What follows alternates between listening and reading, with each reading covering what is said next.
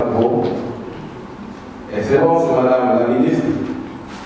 Avec votre autorisation, voici quelques la soirée. Madame Claire Tambourinsi. Monsieur le secrétaire exécutif de l'ANSI va clôturer le forum. Présidente du comité régional de la CIRGL.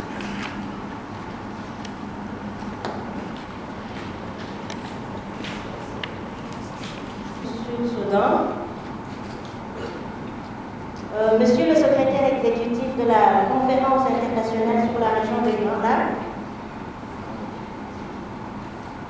Mesdames, Messieurs, distingués invités, tout protocole observé, bonsoir. Je vais procéder à la lecture des recommandations de la réunion des secrétaires permanents aux 1000 des États membres de sur la mise en œuvre de la stratégie de la CIRGL pour lors de l'exploitation minière artisanale et à petite échelle. La première recommandation aux États membres de la CIRGL de coopérer en matière de lutte contre la fraude et contre la banque minière transfrontalière en se basant sur le protocole de coopération judiciaire. La deuxième recommandation, la CIRGL doit élaborer un mécanisme de contrainte pour obliger les États membres à respecter et à mettre en œuvre les initiatives régionales convenues d'un commun accord. La troisième recommandation, le secrétariat de la CIRGL doit élaborer une note d'orientation aux États membres pour une meilleure appropriation des innovations de la deuxième édition du mécanisme régional de certification. La quatrième recommandation, aux États membres de la CIRGL de mettre en place un système de suivi de chaîne de possession de l'or de l'EMAP en s'inspirant du modèle Initiative de traçabilité de l'or de l'exploitation artisanale ITOA de la République démocratique du Congo. La cinquième recommandation, les États membres et le secrétariat de la CIRGL devraient mener une étude sur le mode de préfinancement des activités de l'or de l'EMA. La sixième recommandation, le secrétariat de la CIRGL doit commanditer dans le meilleur délai une étude approfondie visant l'harmonisation des régimes fiscaux dans le secteur aurifère au niveau régional. La septième recommandation, étant donné que le travail en solo rend difficile l'accès au marché international, les États membres sont interpellés à inciter les artisans miniers à se regrouper en coopérative pour renforcer leur synergie. La huitième recommandation, la 16e dernière recommandation, le secrétariat de la CIRGL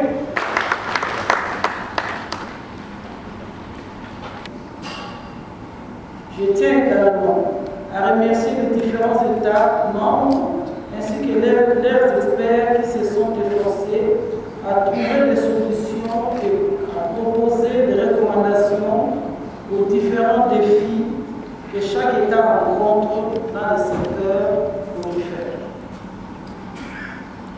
Durant ces forums, les discussions ont tourné autour des conséquences considérables de la fraude et de la contrebande minière dans la filière aurifère, des effets néfastes sur les communautés, le moyen de subsistance et le besoin urgent de mettre en place un système de communication adéquat entre les États membres de la région. À la lumière de ces éléments, nous n'avons d'autre choix que de reconnaître l'urgence avec laquelle nous devons agir. les 16 recommandations qui nous ont été tantôt lues précédemment. Et je ne voudrais pas les répéter parce que vous avez travaillé en commission et vous savez de quoi il est question. Mais seulement deux de ces recommandations ont attiré ma particulière attention. Je citerai l'article 10. Les États membres de la CIRGL devraient activer la mise en œuvre d'autres protocoles de non-agression sur la prévention et répression des crimes de guerre pour venir en appui de la mise en œuvre du protocole contre l'exploitation illégale de ressources naturelles aux fins de renforcer la stabilité dans la sous-région. Et le deuxième article qui a attiré ma particulière attention, c'est la recommandation 12. Je cite: les États membres s'engagent à respecter les dispositions de l'article 5 du pacte sur la sécurité, la stabilité et le développement dans la région du Grand Lac afin de booster un commerce transfrontalier responsable de l'or d'exploitation artisanale et à petite échelle. Sans oublier que je suis fier d'être congolaise et puis de voir qu'on a retenu la RDC comme modèle par rapport au service de CVC, le centre d'expertise, qui est l'organe de service de traçabilité en République démocratique du Congo, ainsi que l'initiative de traçabilité de l'ordre d'exploitation artisanale ITOA, que la République démocratique du Congo a mis en place. Mesdames et messieurs, distingués invités, nous reconnaissons que c'est the Republic of South Sudan, Your Excellency Ambassador Ramula, here present with us. I call her our ES Emeritus of ICGLR. Dear participants, all protocol observed, it is with great honor and pleasure that I make a few remarks at the closing session of this regional forum on artisanal small-scale gold mining in the Great Lakes region.